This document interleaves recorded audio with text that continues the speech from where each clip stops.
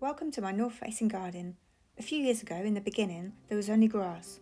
I made a flower bed mostly filled with annuals and sowed a new lawn. It looked amazing in the summer for a couple of years.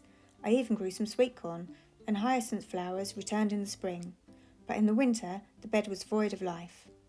A new fence meant the flower bed was cleared and the lawn was trampled on. I made a new plan for the flower bed to include more permanent plants and also some foliage in the winter. Rather than sticking to shade-loving plants like ferns and hostas, I'm testing the limits of what can grow here.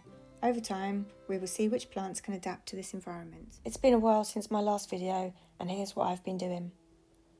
I had some old bulbs that came out of pots and some that had come up from the bed when everything was dug up. Today I'm planting these old bulbs.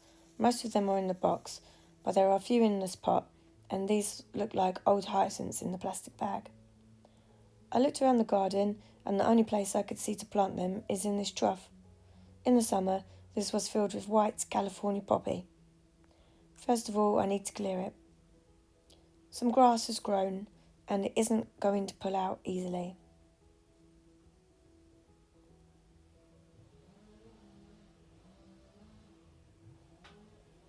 I get the little fork to help.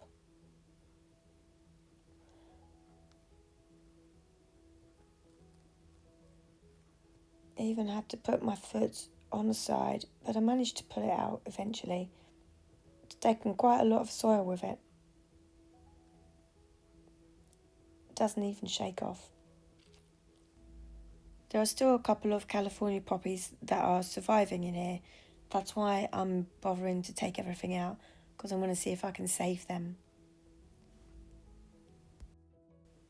So all this now is speeded up, just so you can see I'm pegging that away and then pulling out the bits of grass and seeing what's there.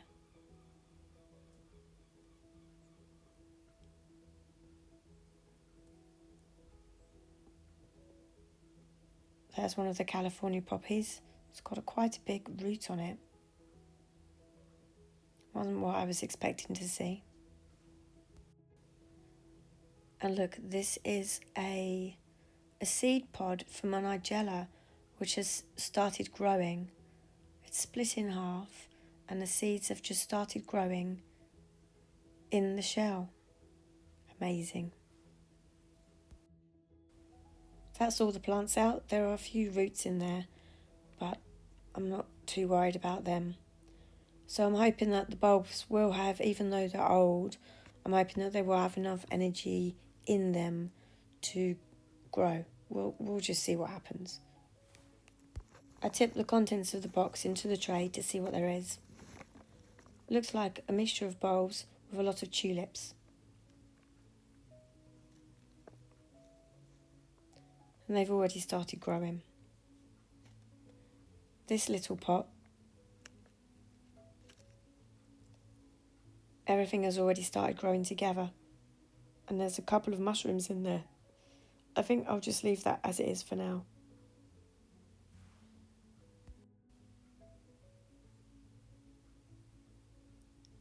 I've laid out as many as I can fit, choosing the best looking bulbs first. But there are still these smaller ones to go.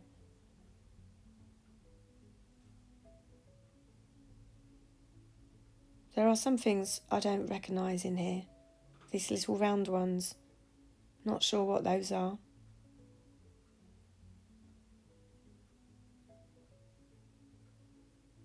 And this pink one, I don't remember planting that. I wonder where that came from and what it is. I cover them with some soil and then add the smaller bulbs.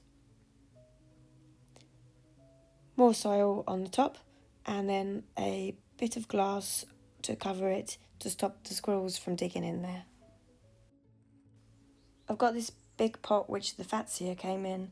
It should be deep enough for these California poppies. I put them all in place and covered them with soil. I stood them in a tray of water for a few days and I've put them in a sheltered corner until the spring. I bought the hellebores a few weeks earlier and they have been sat in the pots in the garden since then. I was lacking motivation to move the pile of soil so that I could plant them. But then I noticed Niger is starting to look a little droopy and the roots are growing out of the pot, so I made a half-hearted attempt to move the soil. I'm going to plant the hellebores at the end of the bed, where this square is. This lumpy soil I will pile up to the left. Next year I'm planning to extend the bed across to where the primroses are, and the fatsia will then go in the ground. I just piled the soil on the grass for now. The uncovered soil is a clay compost grit mix. It's crumbly, but it's still quite compacted below. It's a cold day, and at first I didn't dig a very deep hole. After I'd added some compost, I found I needed to dig a bit deeper. I put the plant in place and built up the fresh compost around the sides, then covered it with the existing clay mix.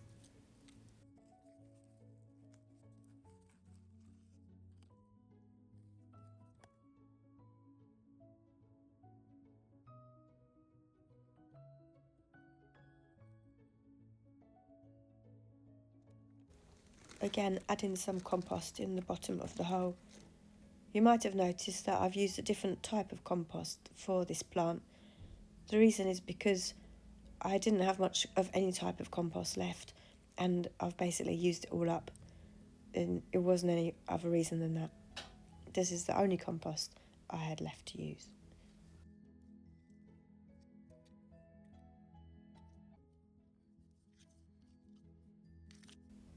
I've still got lots of the spring bulbs left to plant, so I'm going to plant some in this square here. These are the bulbs that I bought back in the autumn. I've dug a hole which is over 10 centimetres deep, and I've just grouped all together different types: pheasant's eye, the silver chimes, and the 3 types of hyacinths, which are all white.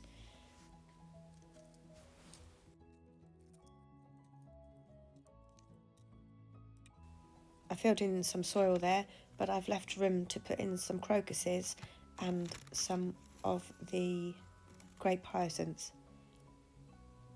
Really now I'm just trying to use up as much bulbs as possible because it's getting quite late in the year for planting them, and I've still got quite a lot left.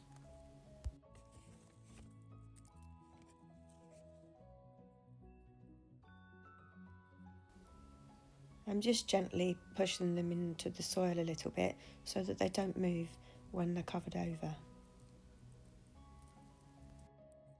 I didn't really put too much thought into how I've laid these out, but normally I end up planting in rows, and this time I've planted in groups and triangles, so I'm quite pleased with that.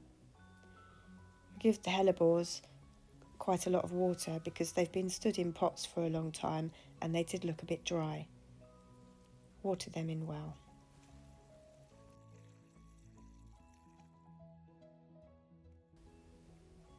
And I'm covering with quite a thick layer of mulch. This is Strulch, so it's supposed to help keep the slugs away, and also because the cats do like to dig on the freshly dug over soil, so the mulch will stop them from doing that. I've used the shelf from the old greenhouse to cover over where I put the bulbs to stop the squirrels from getting in there. I've weighed it down with a couple of bricks.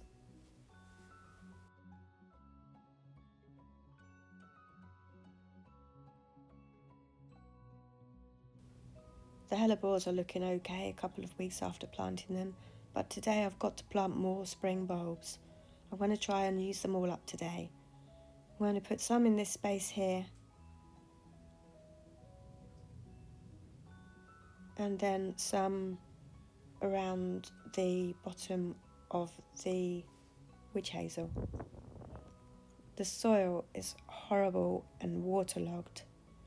I'm going to use this bit of wood to kneel on while I'm planting. Still got my original selection of bulbs there. So many left. As usual, I need to dig a hole about 10 centimetres deep. I'm putting the soil that I've dug out in this tray just to keep it out of the way, stop it from falling on other things. The soil is heavy and wet and sticky, and it's really quite difficult to dig in this hole today. I'm putting in all of these Allium Graceful Beauty. I only bought these because I saw them in the supermarket and they were on offer and they were white, so that's why I bought those. And this is what's left of the tulip spring green. Just going to put them all in there.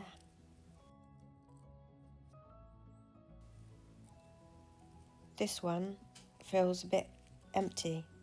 It's solid enough, but it's not so good. I'm still going to plant it. And then along the front, I'm going to put the hyacinths in. I'm going to plant them in pairs of the different varieties, although they all are white flowering hyacinths. I've had these bulbs since autumn, and you'll see some of them have actually started to grow. Placing these bulbs onto this horrible wet soil, I didn't feel very happy about it because they were just so wet, but I didn't have any compost left, so the only thing I could find was some of the mulch. So I decided to put a layer of mulch underneath the bulbs just so that they could sit on something a little bit softer and drier than the heavy sticky clay soil.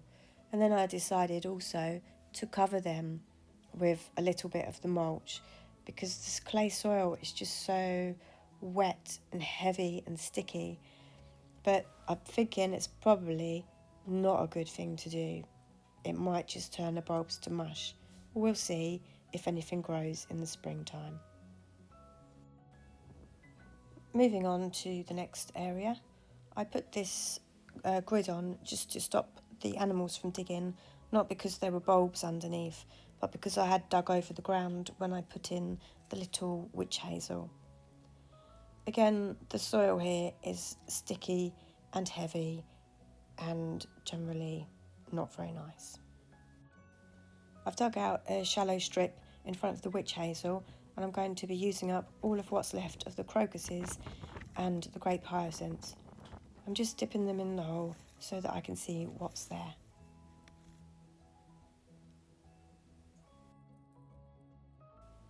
Some of the bulbs came in that sawdust, so I've decided to leave that in the hole, and now I'm just placing out the bulbs. I've just spread them all out in no particular order. Again, I'm covering with the mulch just to protect them from the heavy clay. I filled all that in, and I've put in a couple of sticks at either end so that I know where they're planted. I've dug a hole to the left of the witch hazel, and I'm going to be putting in some of the pheasant's eye, and then I did the same on the other side of the witch hazel. And all the time this little robin was watching and waiting for any worms. Just filling in the top of the second hole there and covering with the usual mulch, and then the usual anything I can find to stop squirrels from digging it up.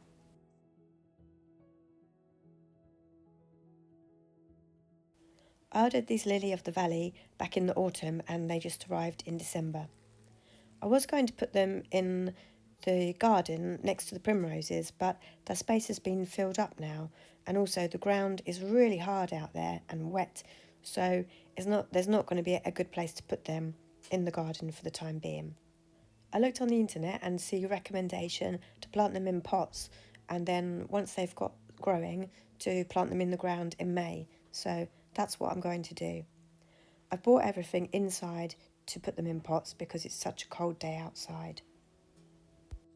I have also been to the garden centre and bought a bag of compost, so I've got some nice new compost for these. I'm carefully filling the pots with the new compost, trying not to squash the rhizomes or the roots, and trying to keep them pointing in the upwards direction.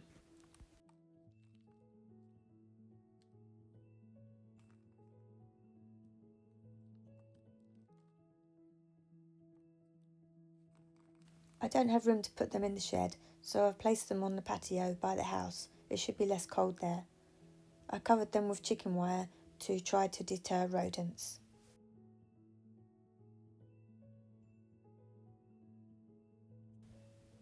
And finally, I planted the very last of the bulbs on the 14th of December. I removed the dried back snapdragon and checked the soil. It's full of roots, so I took it all out and replaced it with fresh compost. It came out all in one lump.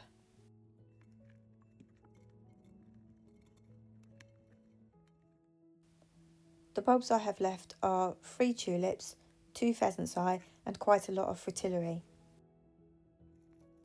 The pheasant's eye and tulips are quite far down in the pot. I've covered with another layer of compost, and here I'm putting in the fritillary. These, again, all of these bulbs are still white ones which I'd picked for the flower bed originally. That's all of my spring bulbs planted at last. Next video you will see the hellebore flowers and the witch hazel, which now has the tiniest green yellow flower.